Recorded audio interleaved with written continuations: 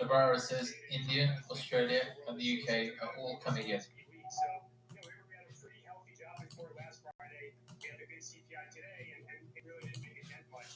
And Navarro says we're going to get Navarro saying that India, Australia, and the UK are all coming to talk trade deals.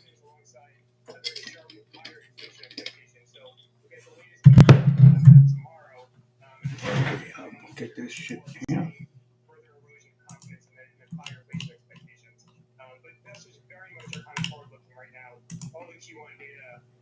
Unfortunately, given that it does look like March was a relatively healthy month, but investors are very much looking at Q2 and the second. Frontier Group ULCC in last few minutes of filing announcing a guidance cut for Q1 revenue, seeing that plus 5%.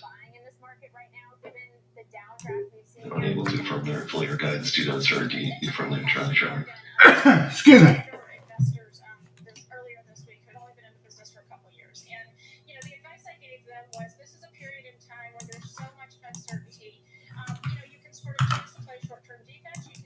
Longer-term offense. In the shorter term, on the defensive side, we've been overweight utilities. We're sticking with that. It's a little bit expensive. But frankly, we don't really love other defensives like healthcare and consumer staples. They've been working very well, but longer term, I am concerned about policy disruption there. So I'd rather concentrate my defensive bets in that utility space. Hey, Stavro, how are you? Detailed Frontier Group guidance for Q1 EPS. Max, what's shaking? Kellen, how are you? The worst loss 3 cents expected for ULCC. Hold on, let me do a couple quick things here first.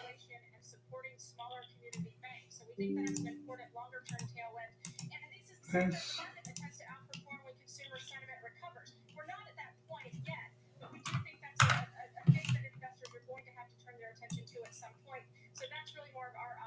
Longer-term play.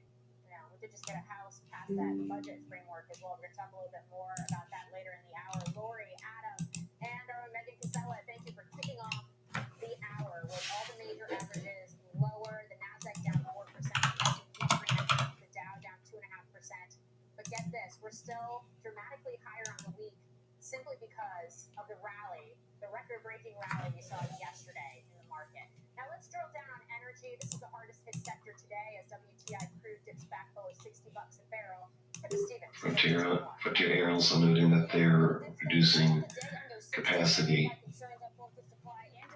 due to the uncertainty before moving Charlie Charlie.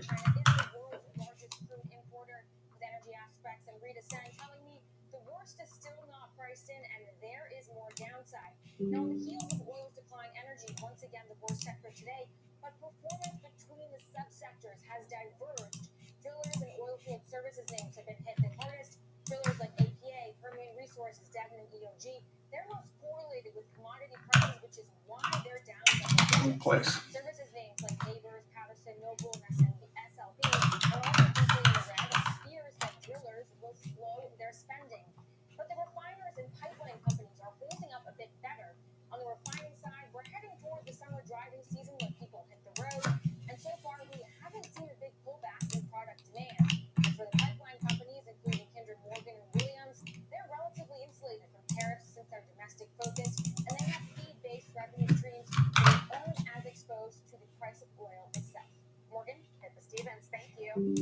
Let's now get to Christina Partsinevelos at the NASDAQ market site for a look at the pain and tech. Christina. Yeah, it was quite the reverse we talked about from yesterday's rally, but the NASDAQ still managed to climb off today's lows, closing about 4% lower despite today's pullback of the index. That remains in the range for the week, and you said it, Morgan, it has a lot to do with this yesterday's rally. So NVIDIA, Apple are the primary anchors driving down the NASDAQ 100, showcasing today's these two giants have on the index. The usual test suspects are faring any better. You got Tesla, Amazon, Meta. Navarro says we're loving investors negotiating, but Trump is the lead. What Michael Lehman called a kind of effort. 1, 2, 3, 4. This 5. Treehouse Foods, that's THS, implementing planned operational enhancement actions. Preliminary Q1 revenue seen at $792 million, below the $805 million consensus estimate.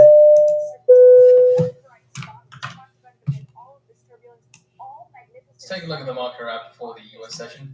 Economic All right, I'm coming, guys. I'm coming. Hold on. invaded every corner of Wall Street as US-China trade tensions worsened, causing a drop in stocks, the dollar, and oil, as liquidations in US assets pointed to financial system instability. A day after the biggest stock buying wave in years, assets linked to the economic cycle are sinking again, with Trump's calming message on trade talks offering little relief. Investors are rushing to predict how the effective suspension of Chinese trade will affect businesses and growth. The S&P 500 dropped 3.5%. The dollar plummeted to its lowest since October. A strong US sale of 30-year treasuries failed to spark a rally, but it did signal a desire for bonds amid high volatility. Despite Trump's signal that he's close to a first tariff deal without naming the nation, market euphoria has given way to unease. Concerns grew that an escalation of the trade war between the world's two largest economies would cause.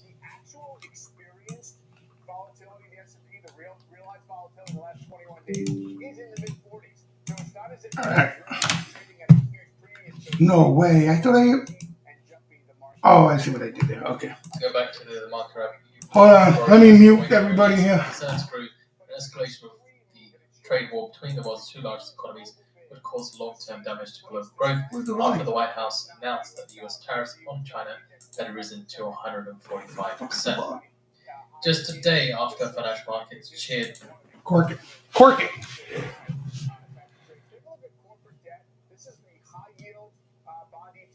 Okay. How's everybody doing?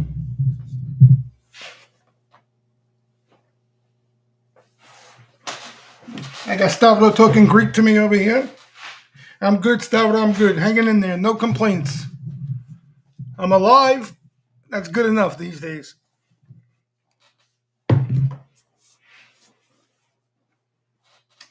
Easton the Beaston. How are you? Shank? Yeah, you didn't miss a whole lot, Shank. Especially on the bullish side of things.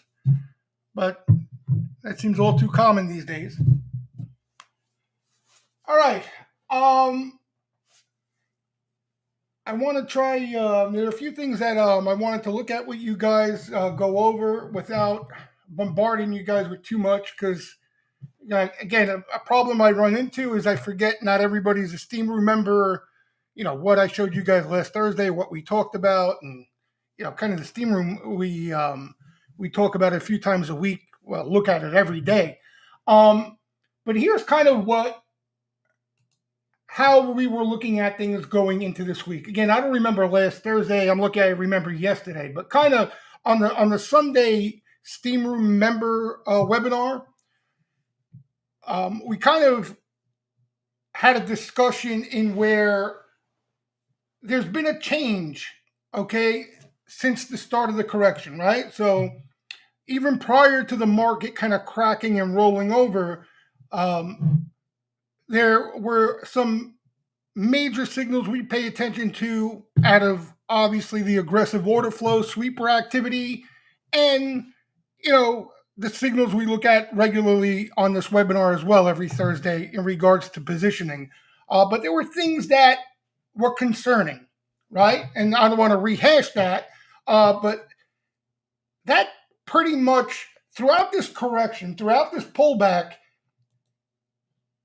the approach each and every week has been we have to be patient because we have to go through a cleansing, right? I mean, Trump's calling it a detox on his end. In market, as far as what we look at on the market side of things, it was more of a cleansing, right?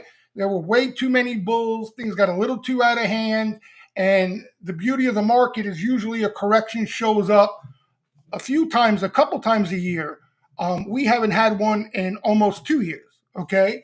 So we were overdue for something like that, and we needed to stay patient and let that play out, okay? So there wasn't really anything to pay attention to on a day-to-day, week-to-week basis once this market finally started to sell, because there was some needed work to be done, right? And it takes time. It's going to take volatility, it's going to take market weakness, it's going to take negative news, and it's going to take time, okay? what's interesting is for the first time in this correction, we kind of were talking, we had a little different wrinkle this past Sunday night, and where we're close to a pivot on our end now in what we're paying attention to, right? Rather than being patient and kind of rooting for certain things to deteriorate, because that's what was needed in a sense. Now we're at the point where the majority of that stuff has taken place, okay? And now what we need to pay attention to a lot more closely, it's not more of a cautious approach in a sense, it's more of a bullish approach, right? So now we want to pay close enough attention to some constructive signs out there, evidence of a potential floor being put in a turn in the market. Okay, more so a floor than even a turn in the market. Now you're probably saying, why is that any different from a week ago or a week prior to that? Because that was too early to start paying attention to that stuff. You understand? If we didn't get the cleansing that we needed, okay, I could tell you for me at the least, any rally without us getting the job done in what was needed, I wasn't looking to be aggressive and partake in any major way, right? Because all it does in a sense is kick the can down the road, and that risk is still an overhang that you got to deal with. Why would you build a basket of names? Why would you look to build positions with time if you know that potential risk, the probability of it hasn't gone down, right? If anything, it's even higher now that we didn't get the job done, right? So that's what the major change I think was coming into this week, is that the process, the bulk of the process, in my opinion, has been done. Okay? So again, what's that mean and I know especially this generation of traders, they only care about what's that mean in buy, sell, bull, bear terms, okay? But it depends on, kind of what your approach or what you were looking to do out of this, right? If you had the luxury of being in cash, right, and you were waiting for something like this to get more aggressive, if you want to be extremely aggressive, you want to start looking for places to put some money to work, at the least nibble, right? I think the difficult part of that is, and we'll talk about it a little bit more, in individual names, see, you're talking to a person here that solely relies on the sweeper activity as an idea generator for where I want to do any buying. You understand? So what I try my best to do, is stay patient enough and let the flow guide me to where and what I want to do buying in, right? So that's kind of, for me, I'm waiting on that. But I can tell you this, because it's something I'm definitely thinking about, because I've been extremely conservative, as many of you know, for a while, even big portions of the bull market.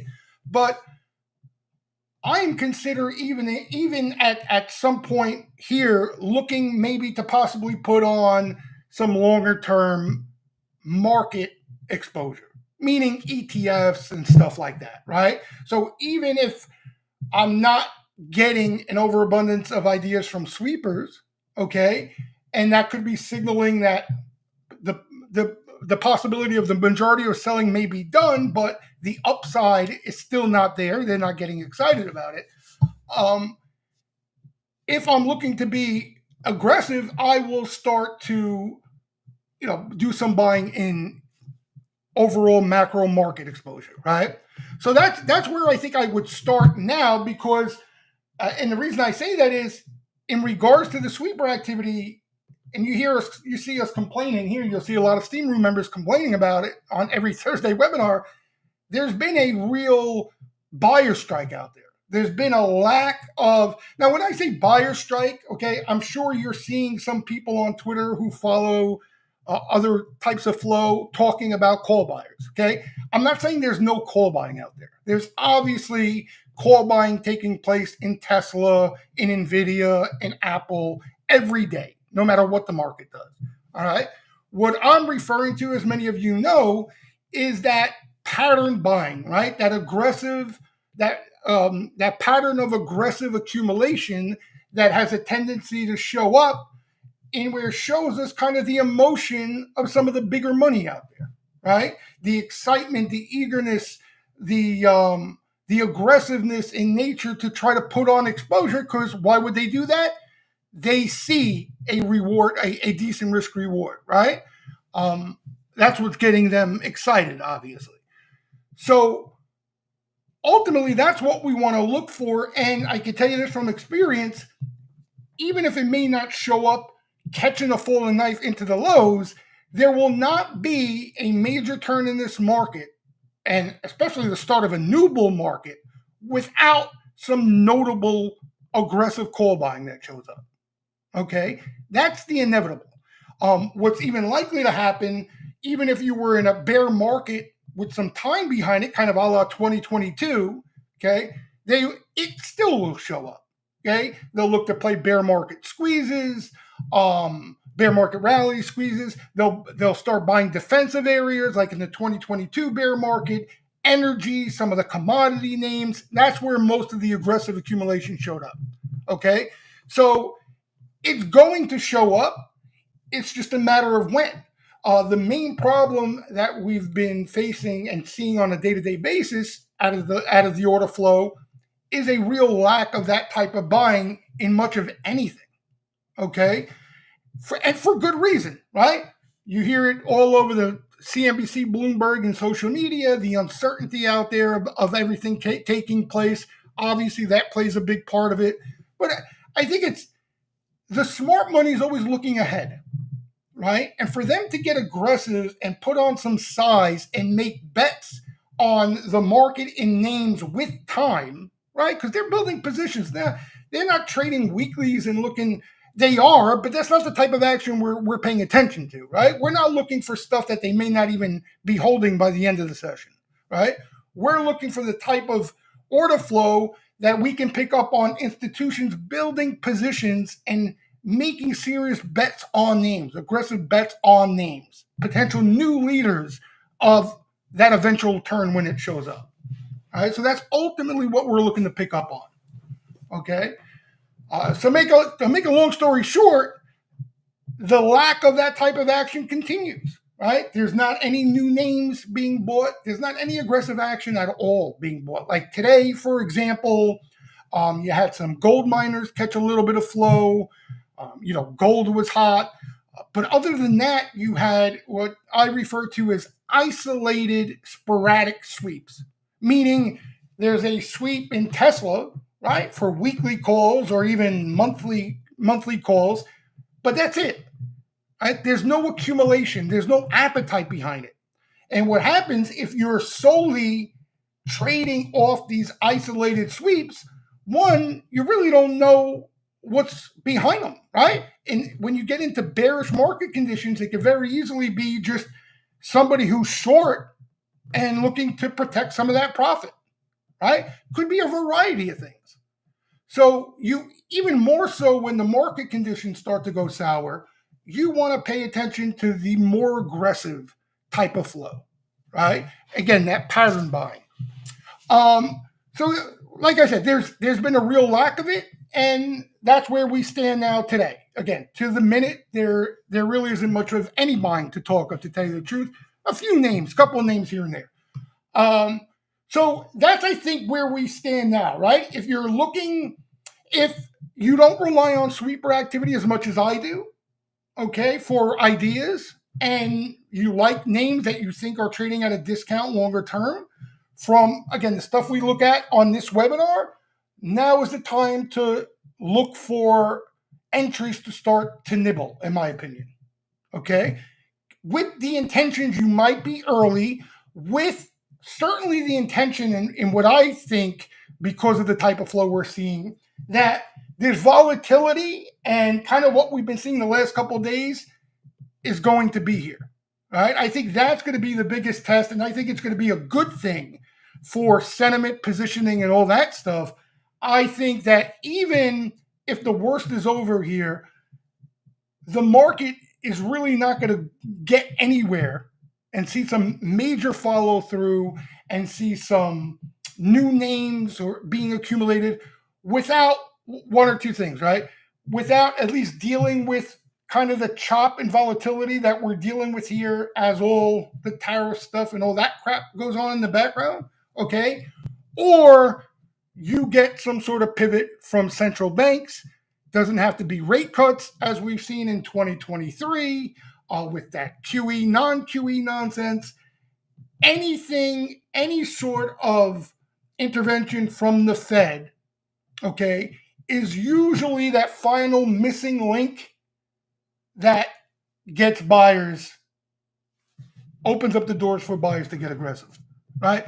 We talked about that. If you go back to late 2018, okay, and somebody mentioned like this is kind of late 2018 on steroids. I don't know if that's maybe exaggerating it too much, but I get it. But late 2018, you had a lot of stuff that resembles it, right? We talked about that. You had that meltdown during the holidays, okay, and you really had a buyer strike. Now, a lot of the blame was being that it was the holidays, nobody was at the desk, traders were away, but you had this drip, drip, drip sell on very, very thin liquidity, kind of what we're dealing with now. And ultimately, what put an end to it was the Powell pivot, right? All this other talk of this and that may have played a part in creating the floor eventually, but ultimately, when it was all said and done, the Fed getting involved in some form or way was that missing piece, and you never look back from that late 2018 low, okay? I felt like we were closer to it before kind of Trump backtracked on his tariffs yesterday, and we got that major squeeze, right? Yeah, maybe that was the problem. Trump thinking Powell is not ready to react, and he couldn't allow markets to linger like this. Obviously, you run the risk of something breaking. Okay, something can break tomorrow, and the Fed has to get involved. All right, so that's kind of where we're at, in my opinion. We'll look at some of the things that are showing that again, so you can make your own decisions. And I think the important thing that I stressed on Sunday too, and wow, perfect example of it yesterday and today. In all likelihood, okay, especially if what my gut's telling me is likely going to play out here, even on the bullish side, transpires. The news, the noise, right? Think of it as noise, okay, because it's more noise than news, is going to likely continue to get worse. All right. And like, think about what we dealt with today. Yesterday, you had Trump take off the tariffs. Everything was beautiful. Like, we're never going to get any negative news ever again. Right. And then today you got, China delisting talk, still hardball. They took off the rest of the tariffs, but obviously the tariffs still on China are crazy. The news, rumors of fighting within the Trump cabinet, the noise will likely get worse. The economic data may even get worse, and you may start to see things start to crack and snap in currencies and the credit markets. Okay? What I'm telling you is we have to do our best to try not to get wrapped up in that noise. You understand? Because all that noise is going to do is, and we hear it, we can't get away from it, is going to create even if you're bullish, it's going to create a bearish bias to the point where, at the very least, will make you gun shy, even when the momentum starts to turn. Right? And what we likely hear from this point on, considering where we're at and where positioning is at and that sort of thing, a lot of that negative noise is already being priced in. All right? That's what the market does. Okay, so while everybody's talking about the same shit, perfect example going into 2023 or the 2022 lows, recession, it's inevitable, recession, there's no way, the most aggressive tightening cycle ever by central banks, recession. You can see how, and I can tell you from experience, okay, even myself telling you this, it was even difficult for me to try to still lean bullish while looking at that information, hearing that information constantly all day long, all week long. Okay? Because it really looked like a recession was inevitable. It was hard to envision how a recession wasn't coming over what the Fed was doing in 2022. But you guys know how that story ended, right? I mean, to this day, we still didn't have a recession. Okay? So I think the difficult part is not only looking for that constructive evidence, right? Evidence of bullish activity in the price action, in the flow, and all that stuff.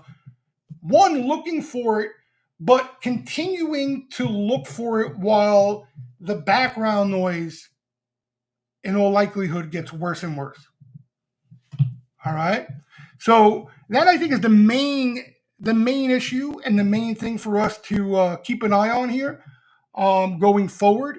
Even if there is some more selling, and that's the game, guys. Nobody knows, right? Like, nobody knows whether the lows are in now or they're going to be in a couple of weeks. Nobody knows. Trust me when I tell you, nobody knows. Okay, people get lucky with calls, right? And then they get another call wrong down the line that you end up following in a larger way.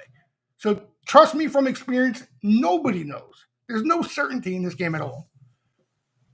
Okay? But the stuff we look at, what the point I'm trying to get across to you guys is that all that negative stuff concerns me when everybody is priced for something different. Right? If everybody's long and everybody's buying zero revenue nuclear and quantum stocks like crazy, right? If that negative news shows up, you have a lot of supply that's coming to the market, right? A lot of sellers. When the majority of those facets of positioning have already sold, okay, there may still be some more selling left, but in all likelihood, right, a lot of that selling has already been done.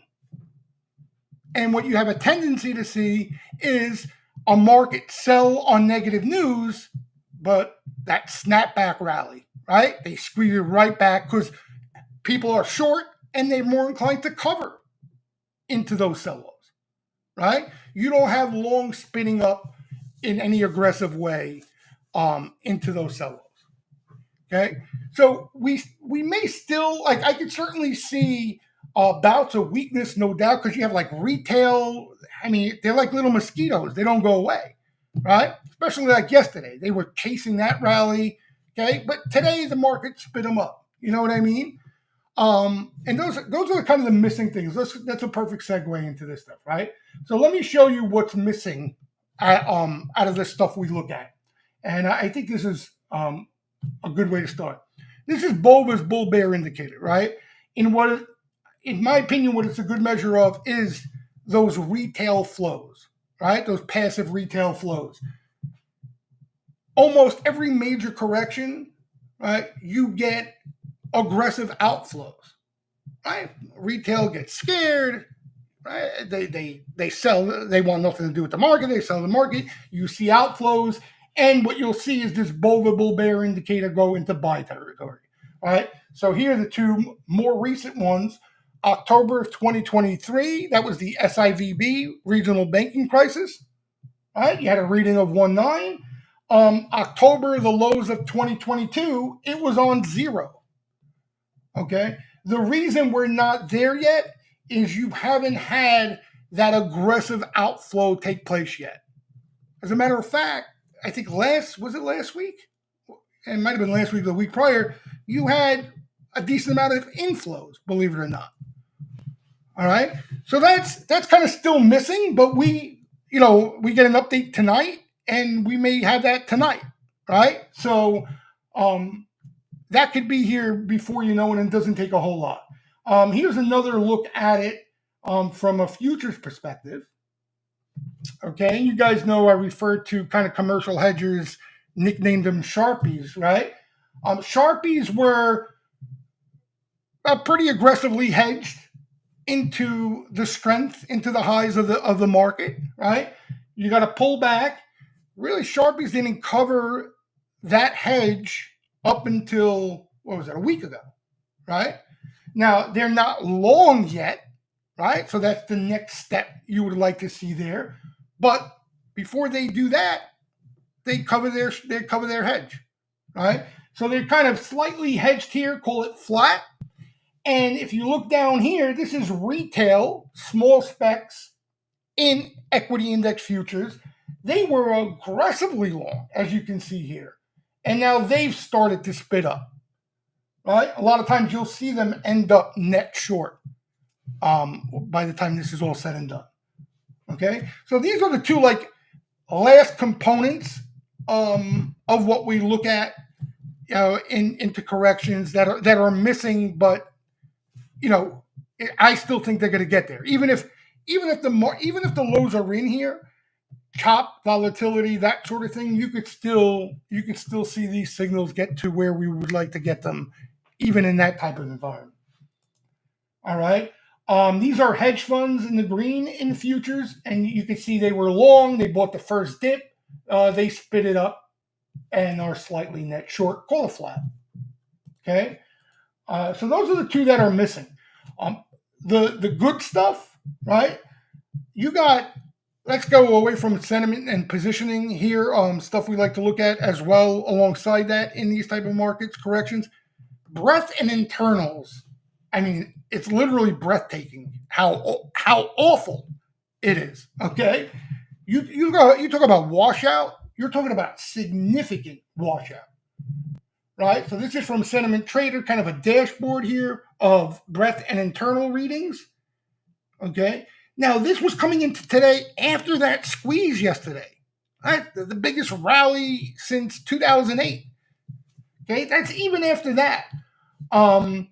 But you had stocks under 50-day, single digit, stocks under 200-day, completely washed out, sector breadth reading, all sorts of things. You name it, it was all there. Okay, because there's been a lot of damage. So you got stuff notably washed out here and oversold in a very notable way. You also, right, because this was a problem a couple of weeks ago, even though the U.S. markets, we were seeing some nice damage being done, the overseas market, you had the DAX still making new highs, right? You had rotation into these overseas markets, okay? That's not what you want to see when you're looking for a full cleansing. You want to see everything get washed out, right? Nowhere to hide.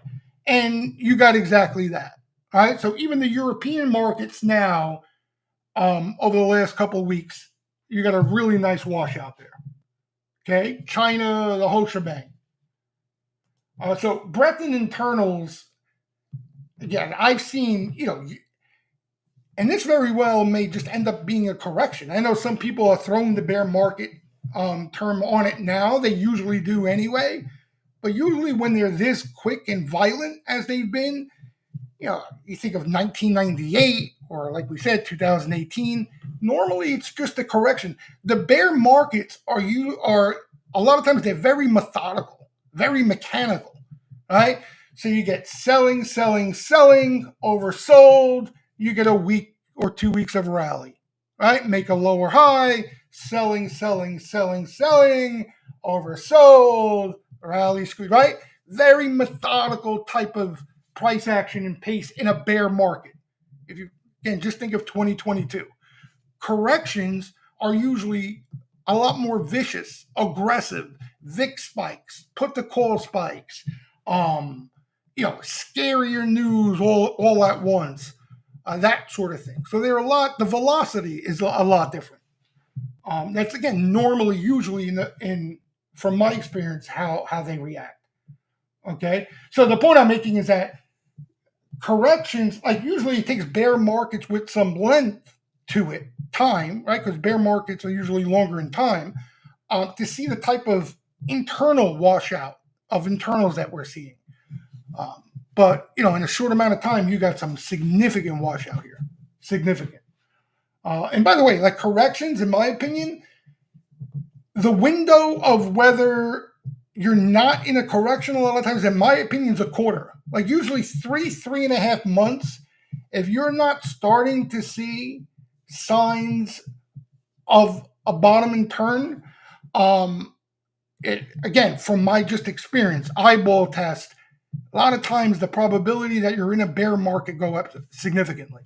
Like those corrections I was referring to, quick, violent, usually up to 3.5 months, they get the job done and they do their thing, But yeah, this one can be completely different. I acknowledge that. All right. Here are some of these Goldman sentiment indicators I like to look at.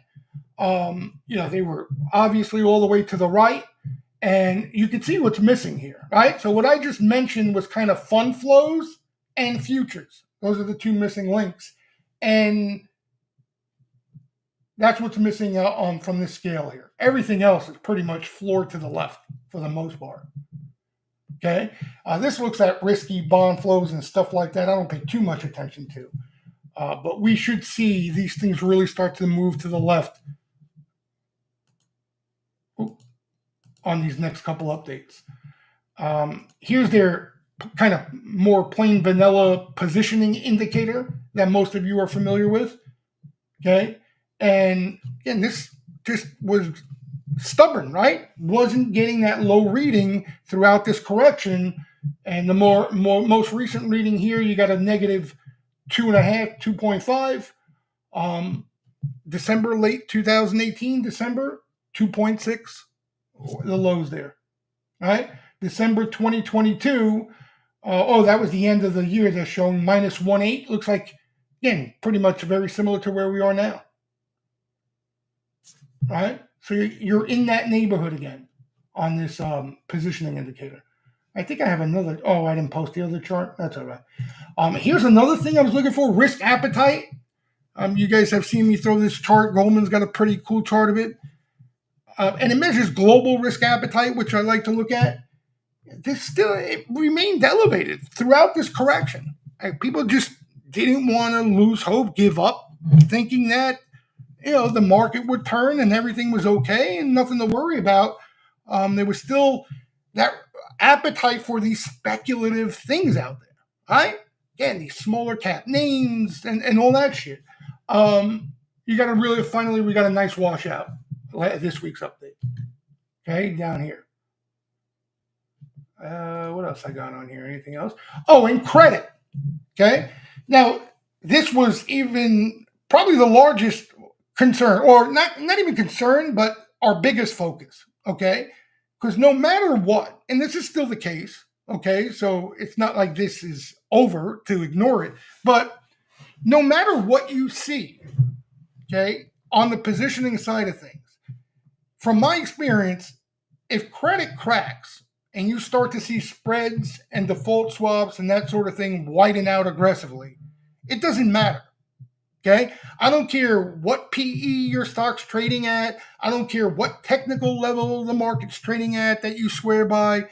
If credit's widening out in an aggressive way, equities are not going higher, right?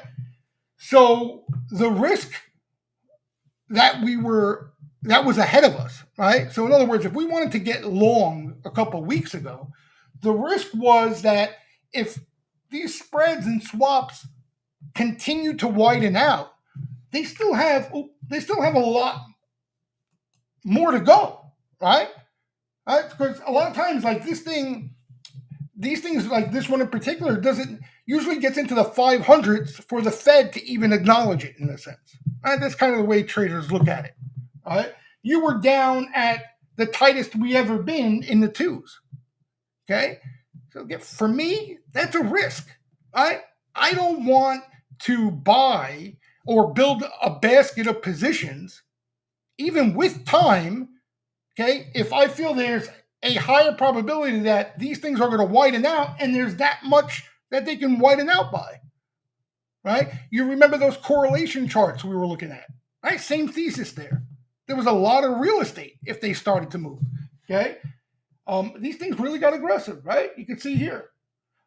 This is not updated as of today, so we're probably in the same vicinity, but call it, mid 400s there, okay? Here in 2022, the summer lows, you got to a little over 500, and this was the ultimate lows in the fall, and you were a little over 500, right? So what this is telling you is that there are things going on in the credit market, and it usually gets the Fed attention, okay? You can hear any schmuck on Twitter talk about something breaking in credit or something this in credit.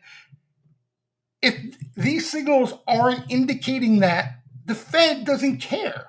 The Fed's not going to do anything about it, right? You know how the Fed works. It's almost like they have an alarm clock or an alert set to certain measures here, and that makes them aware of things starting to snap or starting to break. All right, so it helps out with the timing, obviously, of this stuff. Okay, so one thing to keep in mind from this point is that if these things continue to widen out from here, let's say, okay, equities are more than likely going to be under pressure. Okay, no doubt. But I guess the glass half full here at this point now is now you're a lot closer to a level where if that happens to be the case, the Fed is going to do something about it. Okay? That's the way to look at it here. So if these things continue to widen out from here, yes, there could be some selling pressure. Yes, you may not want to possibly get in the middle of it as it's happening, but know that we're not all that far away from the Fed being really concerned and taking a hose to the fire. Okay? Again, that's the difference of where we're at now compared to where we were a month ago in this process. All right, so those are the credit signals that we talk about on this webinar. This is another thing that's missing, kind of the same thing with the futures. Hedge funds, right? Usually, when it's all said and done, this hedge fund indicator is going to be down here. All right, this is hedge fund exposure in single names. Now, they're not aggressively long. They're hedged, okay? But as you guys know, usually adding to the ammo, to the gasoline for upside momentum, usually it's when these guys get caught short, along with systematic funds, CTAs, and that whole crowd, right? Because they need to cover, then eventually need to get long, and that adds a lot of momentum to the picture. Okay, I don't have them on here now, but the systematic funds are already short and aggressively short. Okay, so that's already there. That's already there. All right, so to put a bow on it all, kind of sum up everything we just looked at, I think the majority of this process of what we were looking for has already been done. There are a few little things left that can happen by the next update, right? They're usually the last to flash green.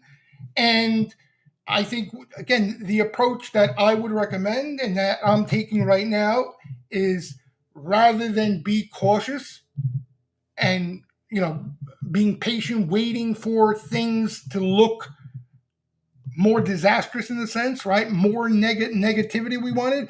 Now we want to flip to look for constructive signs, right? Where it was too early to start doing that.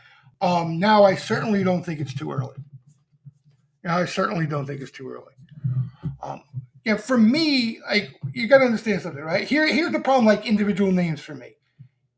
I can say I want to buy, and again, I'm just throwing names. I know some of you hate these names. It's an example, Okay, I don't love any name, just so you know.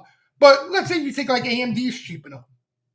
Okay, and you want to start piecing into AMD here. It's a name you like, and because of what you see positioning wise and that sort of thing, you want to start piecing into AMD.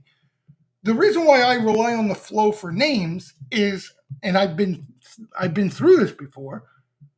On the other side of this, I don't know if AMD is going to be a big part of whatever bull market or bull trend takes place on the other side of this, right? A lot of times corrections, you get different leadership, different names, sometimes different sectors completely that lead coming out of a correction. Okay? Or even worse than that, you want to get really frustrated, and you guys have heard me make this example in the past. Coming out of the 2022 bear market, okay, you could have said that you wanted to buy some of the bigger names, the more established names, like an Amazon or a Tesla or any of those names, okay, off, let's say, even the summer lows, which I think was the start of the bottom back then in reality, okay? If you bought Tesla, Amazon, even into those lows of the market, okay, well into the start of 2023, I think it was by maybe March, February, March, you actually would have been down in a pretty decent way in Amazon, in Tesla, even though the market had bottomed and rallied off those lows. Right? And again, I think it's those names, but let me see, rather than throw some rumors out there. Here. Okay, ready? Amazon in December 2022. Okay? So let's say you did some nibbling over here, longer term. Again, depending on the definition of longer term. Okay? While the market grinded higher, look, right? From that point, look at what would have happened to you in Amazon. Okay? Now, again, you could say, oh, well, Amazon, I believe in it longer term. I know I would have added even more there. You certainly would have been frustrated. I'll tell you that much. That you started buying these names and you're actually down on it, even though you nailed the lows of the market and the market rallied 6 months later. Okay? Right? Because you would have said to yourself, well, why did I even do that? I could have waited. Like, what was so good about nailing the lows? Didn't pay dividends at all. Right? There was no benefit to it. So that's the risk you run. That's the risk that makes me gun shy in picking my own names in some of that early buying. Right? I feel a lot better about if there's aggressive buying coming into an Amazon, right? If sweepers are starting to build a position in Amazon in an aggressive way, I feel a lot better about that than me just picking Amazon just because it's down a certain amount and it's a good company. All right? So that's kind of just so you guys understand. So that's why initially, if I want to start, if I got the itch to do some buying and sweepers aren't showing up in a notable way, a lot of times I'll look to do it in ETFs. So maybe even sector ETFs if I want to get crazy. So that's the reason why. That's the reason why. But it goes to the point, and this is the last point I'll make, and then if you guys have any questions or you want to talk about names, there's not really much to talk about. But last point, and I know I made this point a couple times over the last couple of weeks. The truth of the matter is, even though things are lining up the right way right now, and there's nothing more wrong with trying to nibble on days like today on the long side, right? If you've been in a cash position, remember and understand that you do not have to nail the market lows or even be remotely close to it to pick up the money on the other side. Okay. For one particular trade, yeah, it matters a lot more. But that's just one trade. You understand? Like you think about these names, right? Because these are names all you guys trade. This rally in these names, okay, didn't really get cooking until we were into 2023, long after the summer and fall 2022 lows in the market. All right. So in reality, the bigger money, the faster money, the cleaner money, right? The smooth trips, as I like to say. When you buy calls, especially, you want to be in a smooth trip. You don't want to be in chop and eventually bust out of that. There's nothing better than a smooth trip, right?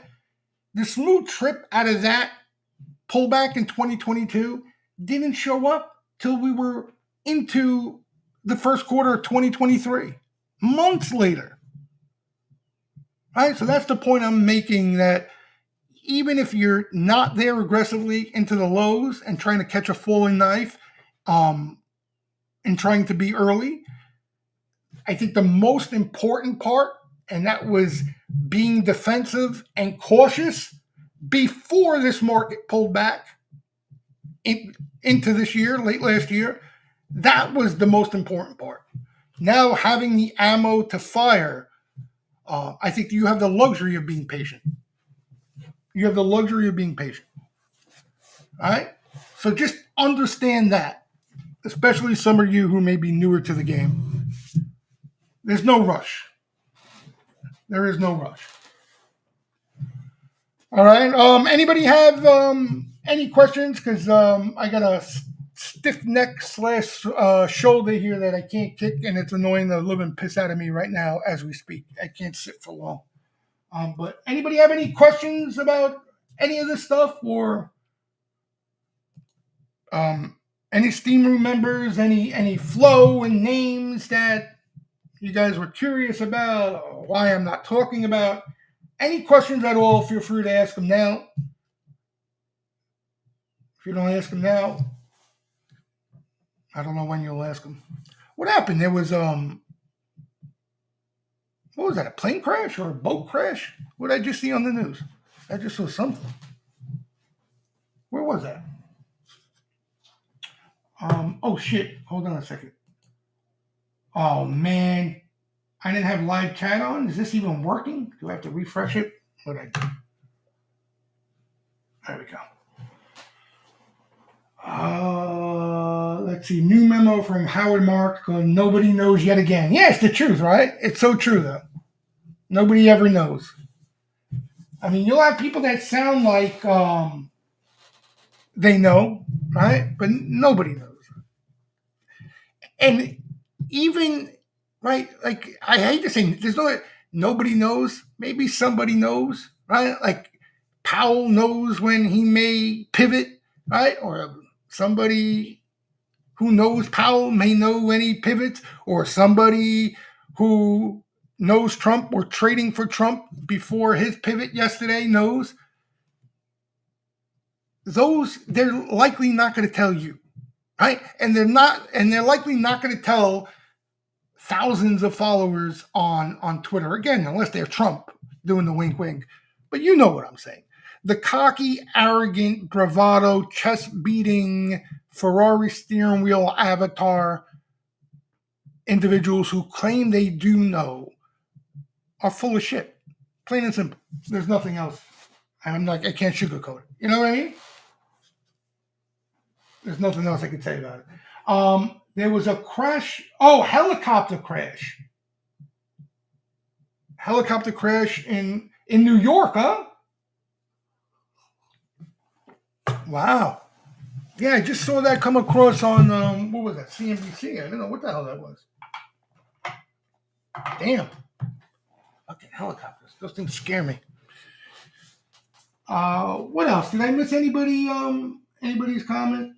Open till dusk. We love you. Who's we? Open, and I love you as well. How's that sound? Sharpie by, what's up, OC? Long time no speak. Yeah, Sharpies have covered hedges. So I wouldn't say they're buying yet, but hopefully they get aggressive. Sharpies could be early as well. It cost me it cost me a trade basically in 2022. But Sharpies covered hedges in, I think it was March or April of 2022. And I took a long trade, I think it was in SPY, just on them covering the hedges because it was a chase. It was kind of like lagged news because the market had already squeezed. Then we got kind of the COT data update after the squeeze. But then, from that point, they kind of started to put a little bit of that back on. They didn't take that next step and get aggressively long. What you usually see when they get excited, they will get aggressively long. Like you see this red shaded stuff here? Okay, so here, see this? I played SPY, again, just a trade off of this, which was kind of a delay move here. But you could see they kind of slapped some hedges right back on after that. This aggressive move, and you see the shading here, that's into the summer lows, right? This aggressive move was off the SIVB crisis, right? So we're kind of, again, here right now, but we'll see the next couple of weeks what it looks like. What do I think about small caps leading out of this?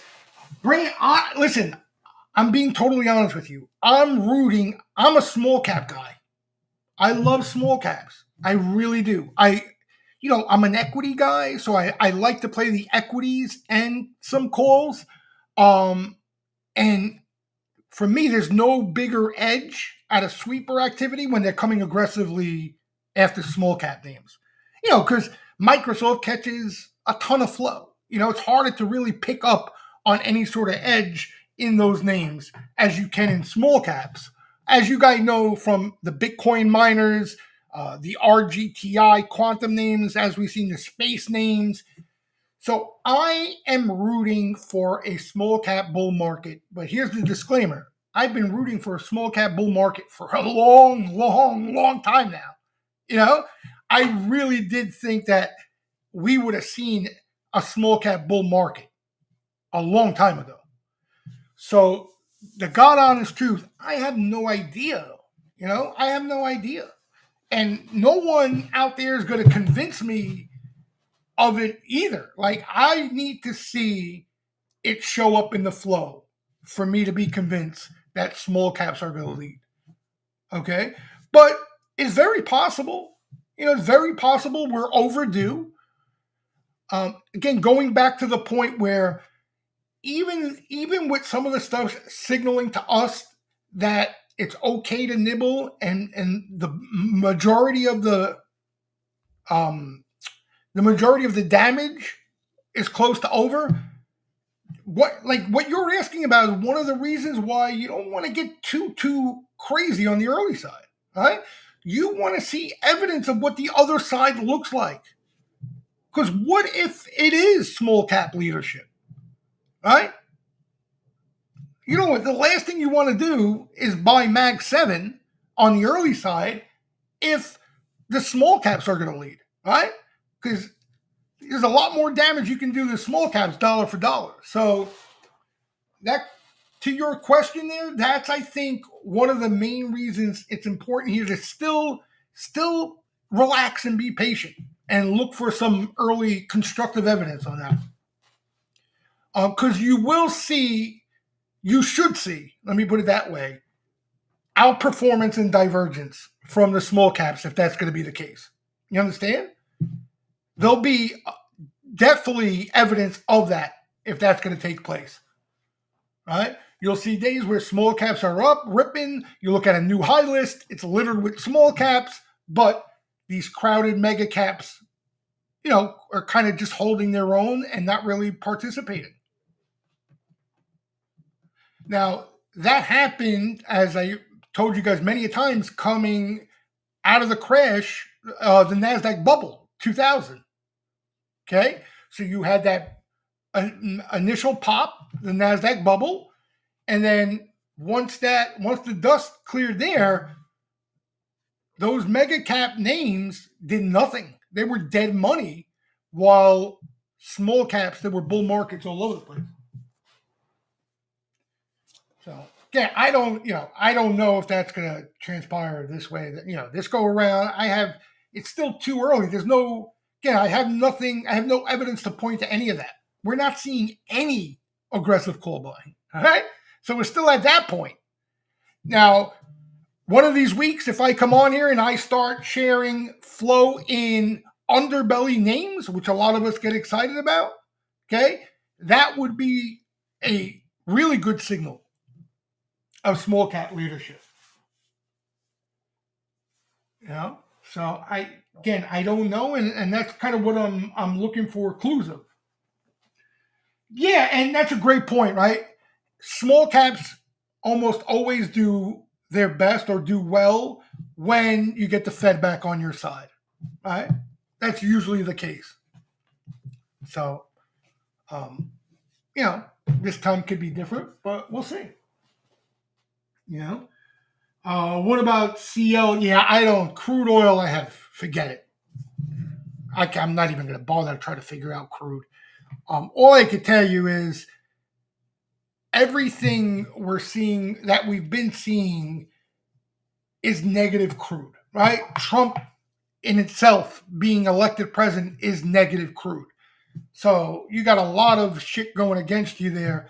I think on the plus side is that no one likes crude, right? So I think you have that to your advantage. Doesn't make it an easier trade, but I can't get bullish crude. I couldn't get excited about crude in 2022 when crude was ripping and names were being swept up all over the place. I sure can't get excited about it now. The gold miners. Yeah, it's not a group I'm going to get excited about, Struck. I did have a position in them, if you remember last year. I think it just set up well early in the gold breakout. But here it kind of was like a catch-up play. So, they had some flow. I'm just not a big gold miner guy. Like that. That's not the group that I've been in cash looking for here. You understand? Like if it's just gold miners seeing flow and breaking out, that's not a good sign for the market at all. So I would look to them just as trading vehicles, but just be careful. You chase strength in those things, you get hammered. They're tough, man. They're tough. Gold is always the best way to go. Even though I shouldn't be, I'm still I'm kicking myself in not holding gold from last year, even though that wasn't really my goal to do it. But just gold looks so freaking bullish, so bullish. And I know a lot of you guys were all bulled up on it as well. But look at this. Look at this. This is a score, a complete score in this gold. And it was actually a good hedge too for some of you, who held it through. But yeah, Struck is pointing out that a couple of miners caught some flow again today. Newmont, NEM, a silver miner, I think it was AAG, Apple Girl. But nothing noteworthy, put it that way. Okay, these names, sometimes when gold is strong, especially around earnings season, they'll see some flow from time to time. The best flow we've seen in these names as a group was when many of us played it last year, right? I had a basket of gold miners and shit. But it hasn't been that aggressive, the flow at all. It hasn't been aggressive. Joey, yeah. You were the first guy I thought of, right? I remember, right, several times on here, you telling me, hang in there, it's going higher, hang in there, you're going higher. I obviously didn't hang in. I didn't hang in there. Yeah. I don't get me wrong. It was a nice trade, and I was pretty patient, as patient as I can be, Joe. But I should have left a chunk behind. I should have listened to you and left the chunk behind. You know what I was? Here's what I didn't want to happen, Joe. I didn't want a correction to show up like it has here, and then eventually gold sells off. You know, because a lot of times that's what happened. Gold sells towards the end of the correction. You know, I know it's a lot of things are different this go around, no doubt. But that was kind of my concern. You know, I didn't want to give back a chunk of those profits. But yeah, I remember you talking about it and remaining bullish, no doubt. You just had the perfect. You couldn't draw up a better setup recipe for gold. I think last year you couldn't ask for a better setup there. You know, you had nobody long. You were coming off consolidation that tortured people. You know what I mean? Tortured every gold bug. Um, you had technicals, the breakout. You had flow all over the yard. How many GLD sweepers, IAU sweepers, and then the gold miners obviously came after that. And then you had central banks just buying it with three hands because of all the other nonsense going on. Yeah. Yeah. Now, listen, I get the argument that gold can continue higher. You guys know how I look at this game. I can't get bullish here now. You know what I mean? I can't. No matter what you tell me now, I can't get bullish. In my opinion, you need to see something. You need to see either lengthy consolidation or a pretty vicious, violent correction. But it wouldn't shock me. It doesn't have to be this long. This was a couple years, but something like this shows up at some point. All right, it's totally normal. And you remember, Joe? I don't know if you guys remember. Again, I'm no technician, but I remember it because we were talking about gold a lot. You had this, right?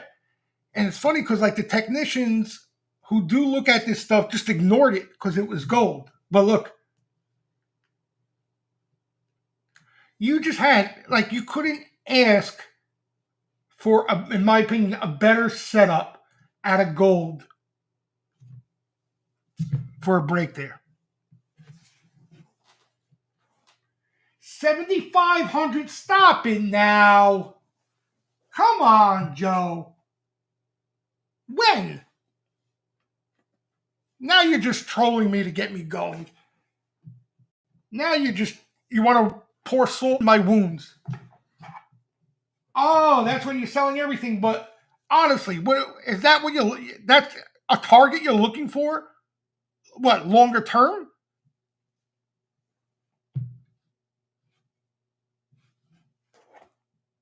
Ah, okay. All right. I mean, listen. If Bitcoin can go to 80,000 and Fartcoin can go wherever it wants, why can't gold do that? Yeah. Now that's fine, Joe. I thought you meant like this run here. Again, I think Joe, this if you're looking to add, you want to wait for some sort of digestion, right? That's the point I'm making here. That's just the point I'm making here. Is that at this point here, after this move, it's worth waiting for digestion. Yeah, look, this move, I mean, this is a sick move. Look at this. Oh man, even on the weekly, look how crazy that looks. Right? Like, I'm no chartist, but do you get a better look than that? A breakout of this? Like, look at the torture. This is what I love most about it. You see this here?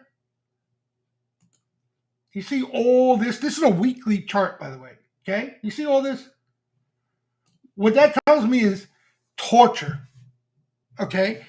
Anybody who tried to get bullish gold throughout that process pulled their hair out of that. Pulled their hair out of that. So a lot of times when that happens and you finally get the break, it takes a while for people to believe in the break.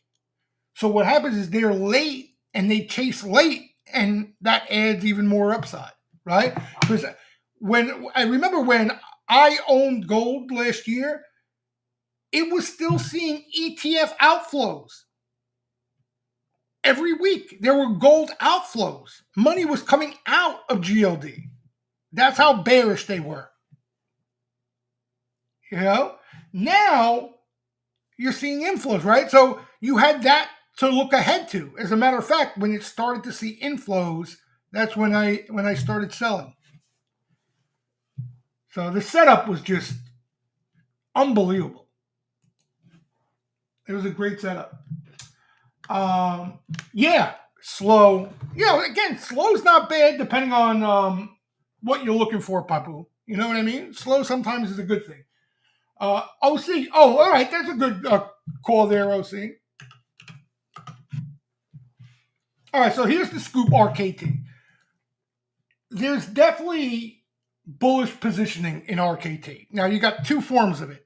You got some short-dated call buying they like to do, especially off of weakness when the stock pulls back. And you got some bullish longer-term positioning in the name. What I think is this is a rate cuts play, hedge, however you want to phrase it. Right? So if you want to put on some equity exposure to benefit off a rate cut, right, or rates going lower, RKT has become that name. Now, I think it may not concern you. You may want to buy it for different reasons. Like I've heard good things about the company itself, growth-wise.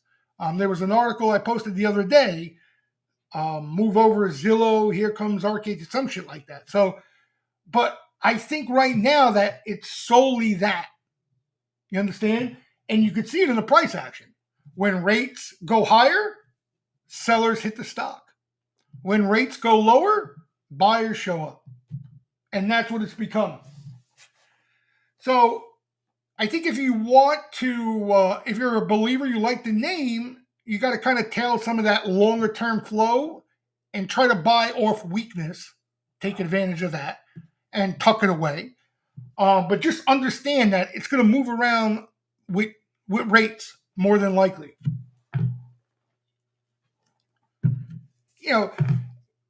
I'm not saying it's bullish or bearish. For me, like I rather that wasn't the case. You understand? I don't want it being put in a rate cut basket and seeing flow before the Fed meetings and right before the CPI. Like that's what it's become. It's become an active name like that. If that wasn't the case and you just had longer term accumulation, I would like it a lot better. And I probably would have, by now, I would own some longer term. But I haven't bought it yet.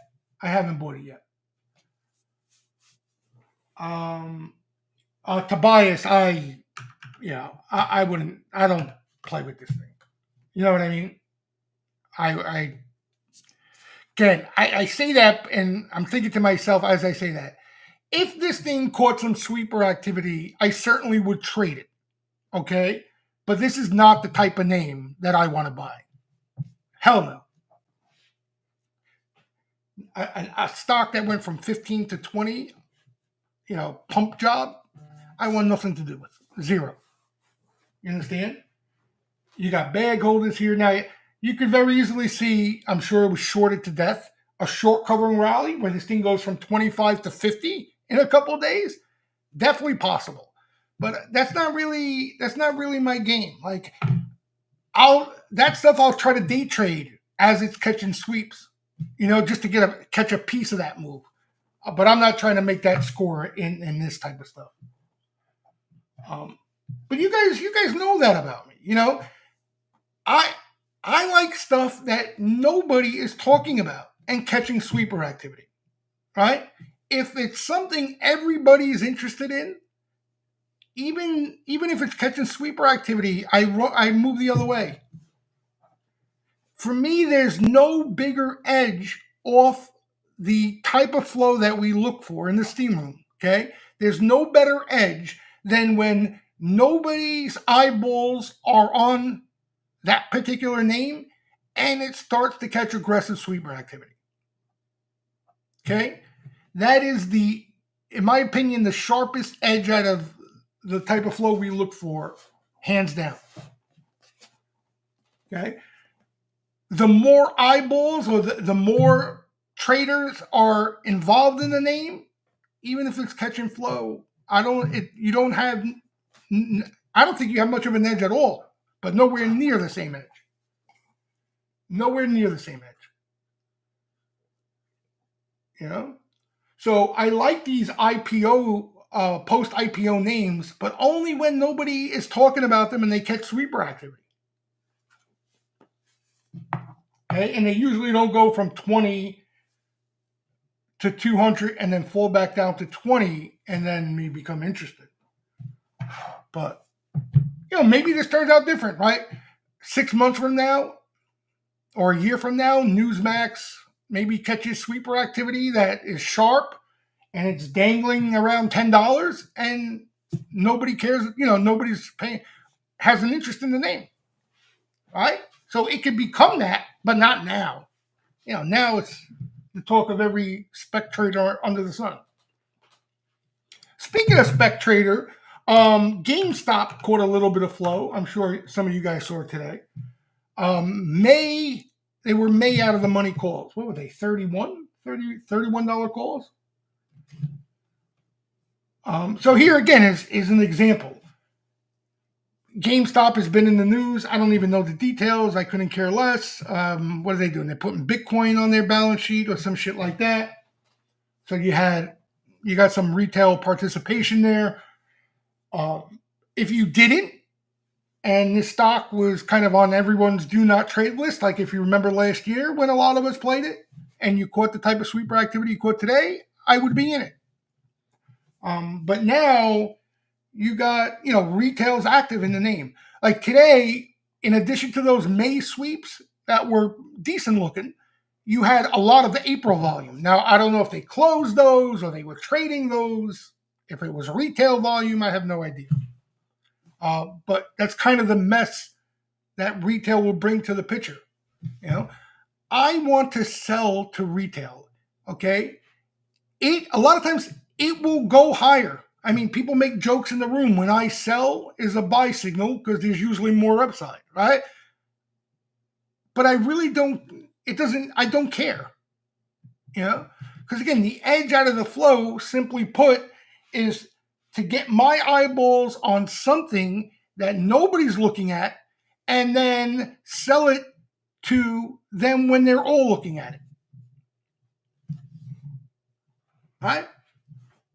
So ideally, that's the edge I try to approach the game off of order flow with.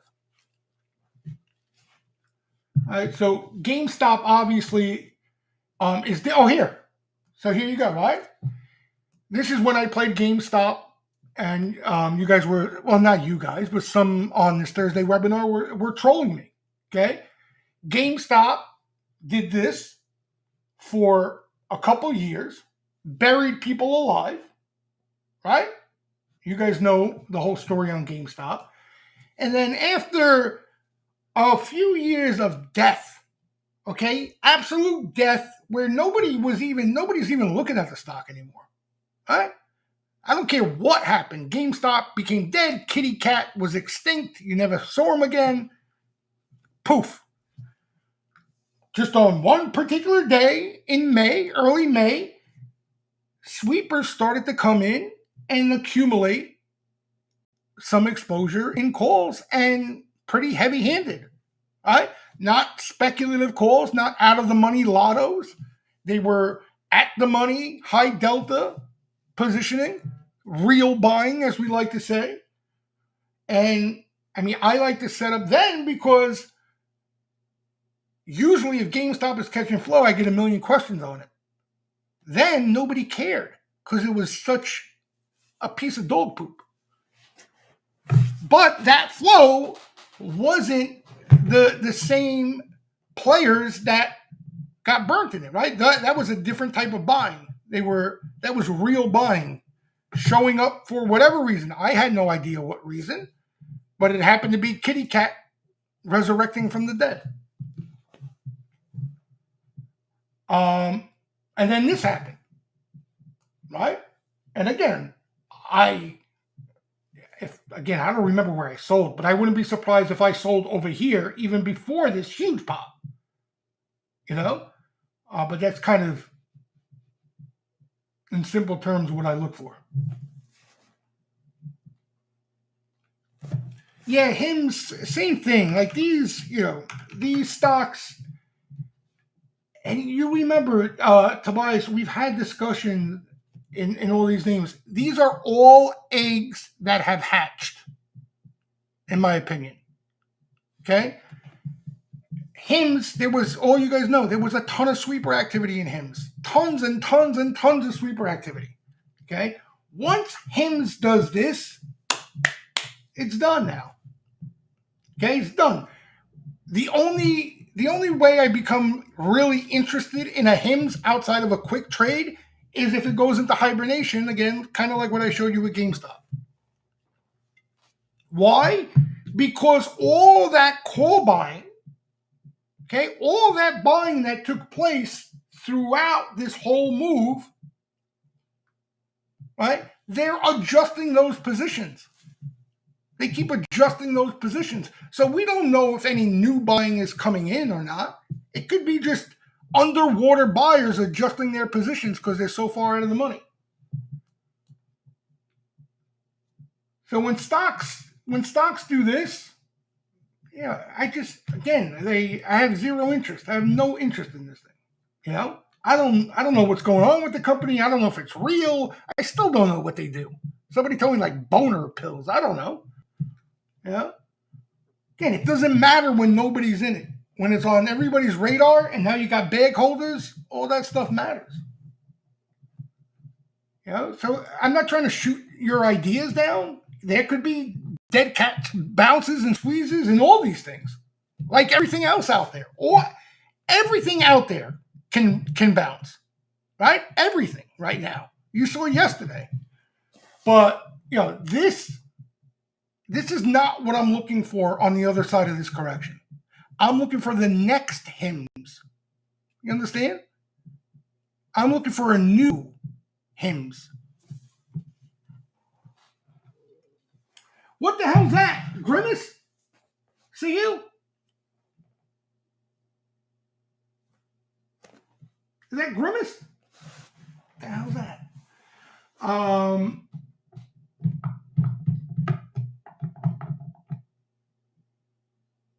Hims and hers. Yeah, I don't know. Hims and hers. So, yeah, I don't know much about this. I don't know much about this name at all. Yeah. But again, if there was flow, I can offer an opinion and tell you like what the flow has been. No, I can't give you that opinion. I'm just being honest with you guys. Okay, like HIMS, we see some call flow, but the majority of it is, I'll give you an example. Okay, you had this move here. You had buying in HIMS. You guys remember, literally, this whole entire move. Okay, all last year, HIMS was active. Okay, with call buying. Now, as the stock exploded, you get, what do? Right? All these buyers, especially those real buyers, the fun buying, they roll, right? Ronchero talks about that constantly. Okay? They roll up, roll out. Right? Roll up, roll out. Every time stocks make new highs when they accumulate. Okay? Now, this thing, the air came out of it, like many other things. All the rolls, they need to be adjusted if they still want exposure in the name. Okay? If I own HIMS and I rolled up into the hundreds, and now the stock drops from 70 to 40, if I want real exposure in that name still, I can't. I'm not going to leave the hundreds, right? So what happens? The opposite now. They roll down, right? They roll down strikes. And that's what you're seeing in a lot of these names. It's not what we were seeing here, new buying, institutions putting on new exposure. This is existing exposure, rolls, adjustments that are underwater so much that they need to be adjusted. So just in simple English, there's no edge off that flow. You understand? I'm telling you, there's no edge, in my opinion, off that action at all.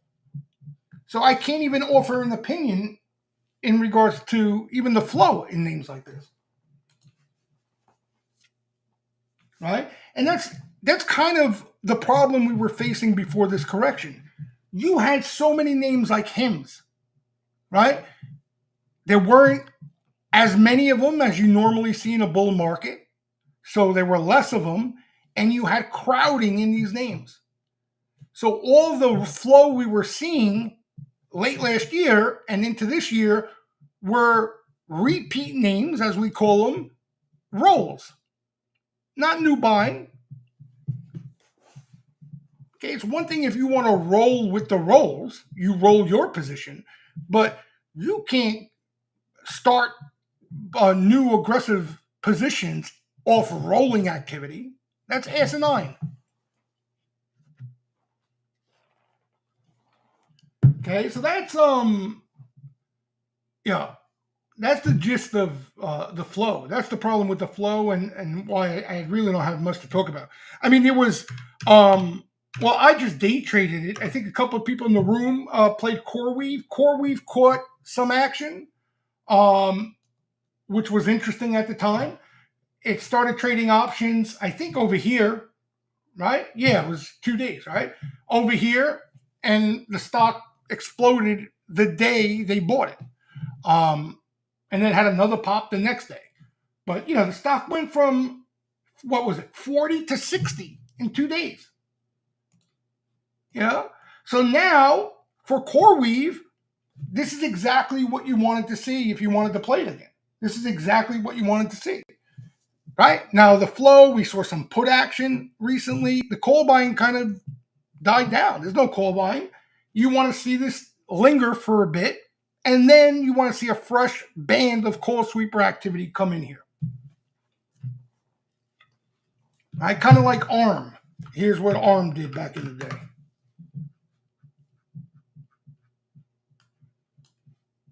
Okay, so ARM came public, but because of the market conditions, IPO went south right from the IPO. People lost interest in it, and the circle's still there. Right in that circle there, we started to see aggressive leap buying in ARM. All right. So this is the kind of action I'm looking forward to on the other side here.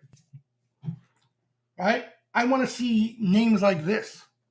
Right? New names where there's not a saturated open interest of underwater call buyers.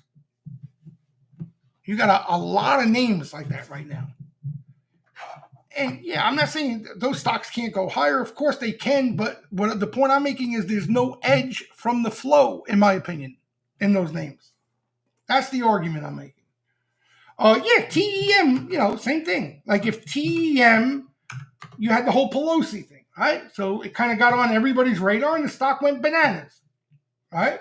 So now, like everything else in this market, it's kind of gone dead.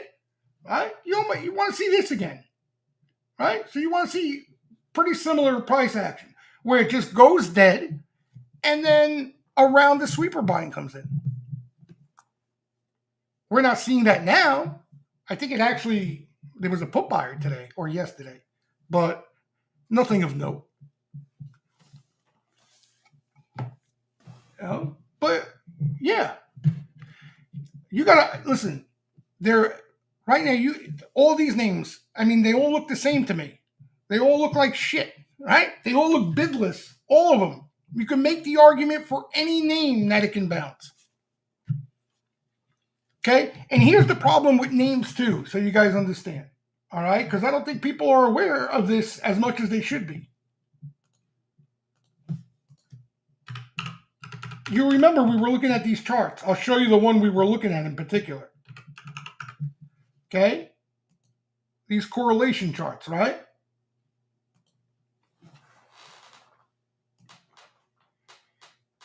Okay? Here's where we were before this market rolled over. And if you remember what we were talking about back then, what does that signal? Okay? That tells us that the market could go up and the stock you buy can get killed. Okay? Or the market could go up and the stock you're in is acting like the market's doing nothing. And when you get to these points in cycles where this is so low, okay, what usually follows is a market correction where correlation starts to explode. And what that means is the total opposite, okay? If the market goes down, there's a high probability your stock is going down with it no matter what it does, no matter where it's trading, no matter what you think.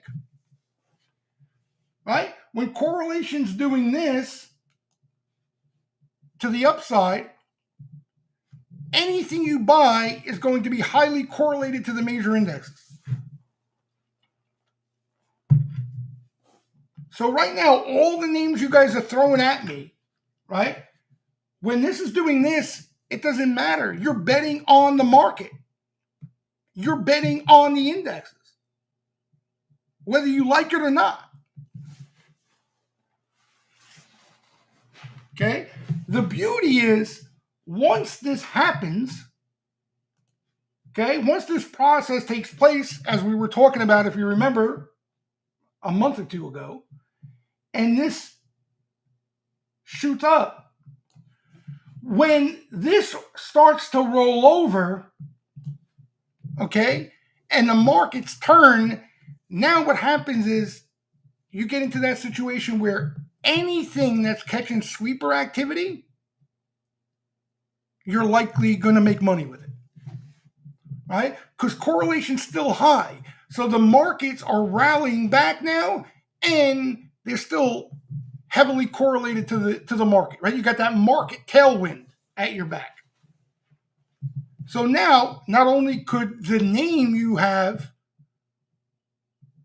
do well for whatever reason, the call buying is taking place, but you got the market as a tailwind. That's the sweet spot.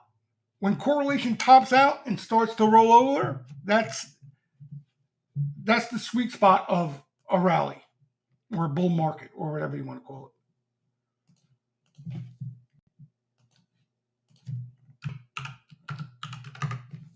What?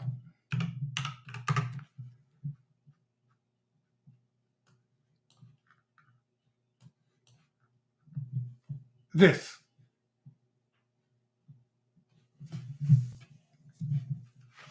Right? While this is going on, correlation's doing this. Tops out, rolls over. Great point, Hank. That's the other thing. And that's, somebody brought this up many times in the steam room. That's probably why we're not seeing any decent sweeper activity. It's a cardinal rule, right? When the VIX is up here, you don't buy options. Okay? When the VIX is low, you buy options. When the VIX is extremely elevated, you're looking to buy equity, right?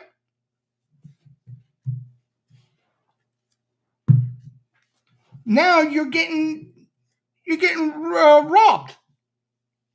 The juice is killing you. Right? And you got the volatility to boot. Stock could just chop around and you lose real money. So no doubt, that's a great point, Hank, that I know I should have brought up a long time ago. That's probably why we're not seeing much of any real call buying out there. Okay, and that's why, like, what usually shows up when the turn takes place, you see put selling, right? Players writing puts. You see deep in the high delta leaps, stuff like that.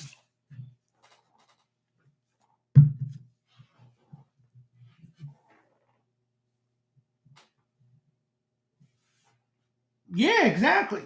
It's awful. That's what I mean. Like, people get excited about the volatility, trading in the volatility options, but you need serious moves to get paid, and those serious moves can go against you, right, really quickly. Going back to the point that, again, if you were fortunate enough to be in a cash position or a high cash position, you don't want to get nicked up on these bullshit trades, just getting excited about these market swings. You see people on Twitter all day long. Oh, did you see those calls? They went from 10 cents to $50 and blah, blah, blah, blah, blah. You don't, the pot of gold at the end of the rainbow is the turn. You know what I mean? The turn. Again, you don't have to nail the lows. I'm not saying you have to nail the lows. Okay? If a real turn shows up, you're going to see real buying show up in the flow, and you got a ton of money you can pick up. Yeah, Chamber, you can't keep up, man. I don't know how some of you guys, and listen, I know some of you guys, are just playing, and you're not going nuts and taking crazy sides, but I don't know how some of you do. There was a headline the other day, and ES moved like 70 handles. Get the fuck, like it went like that. Like that. How am I? I'm looking at handicap and time a move like that? That's insane. That's insanity. So, again, the moral of the story is we want to see some of that smart money, okay? And you're going to hear, remember we were talking about this a couple of months ago? You're going to hear the old adage, the baby being thrown out with the bathwater. That's what happens when you get correlation skyrocketing like it is now. They throw the baby out with the bathwater. But at the end of that, there are a ton of opportunities, right? Because not every stock should be treated the same way, but it is right now.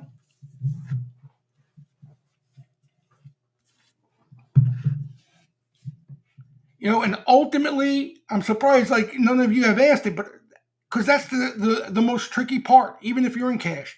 How do you know if the turn is real, right? How do you know it's not just a squeeze like yesterday? How do you know it's not just, a bear market rally? That's where the flow comes in. Okay? You know what they were buying yesterday into that huge squeeze? Gatsangul. That's what they were buying. Nothing. As a matter of fact, they were sweeping puts the whole final hour of the day into the close.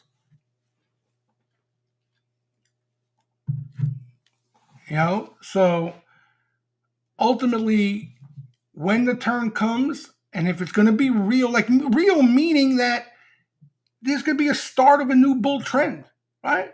Because, it could start off choppy, right? It's kind of 2022-ish. But if the turn's going to be real, you're going to see sweepers go bombs away. They're going to go bombs away.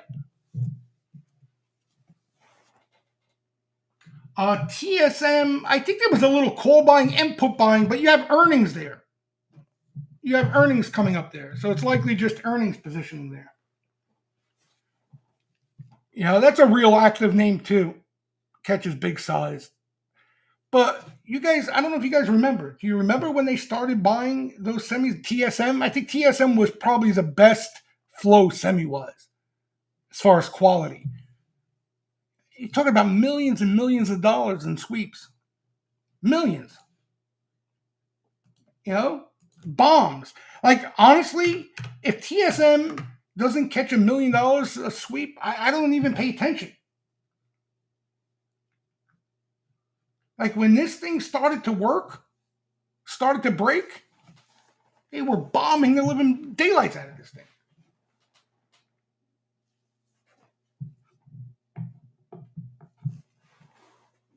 You know? Sahil saying you won't know. You said, oh, yeah. No doubt, Sahil.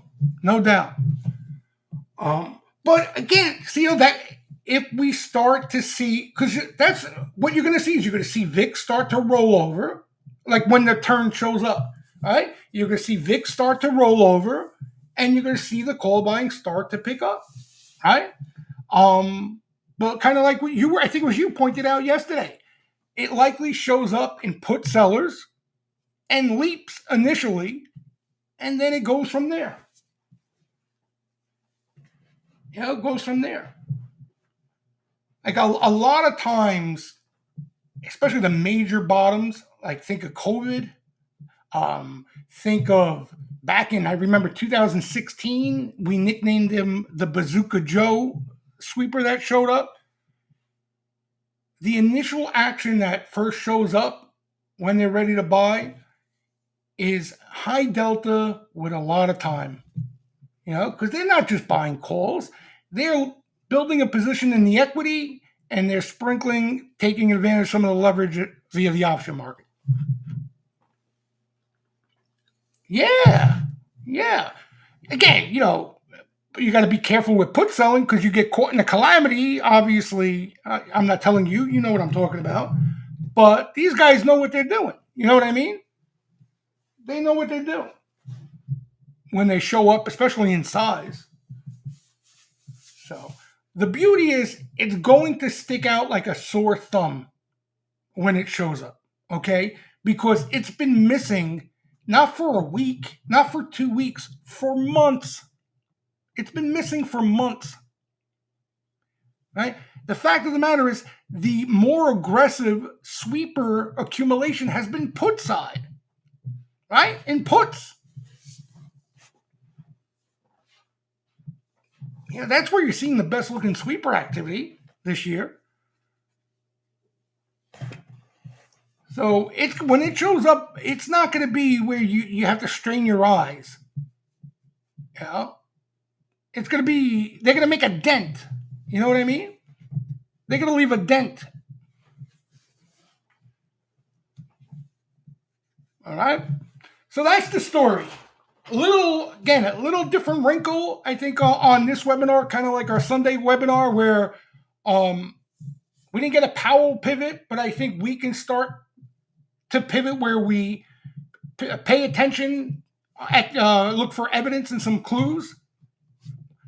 But, you know, kind of what we're talking about here. You want to see it show up before you do anything more than nibble right now. I felt like we were really, really close going into yesterday, and then you had Trump pivot.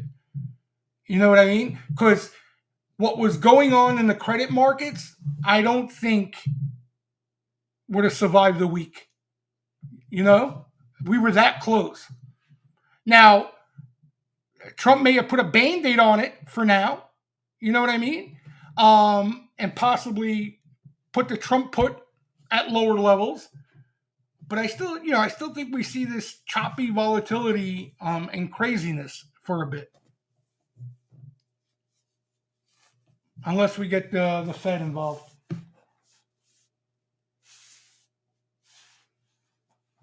All right. Yeah, it was probably Barron, CEO, trading on his Robinhood account. I still can't get over Trump gave the wink in the morning on True Social. I still can't get over that. I cannot get over that.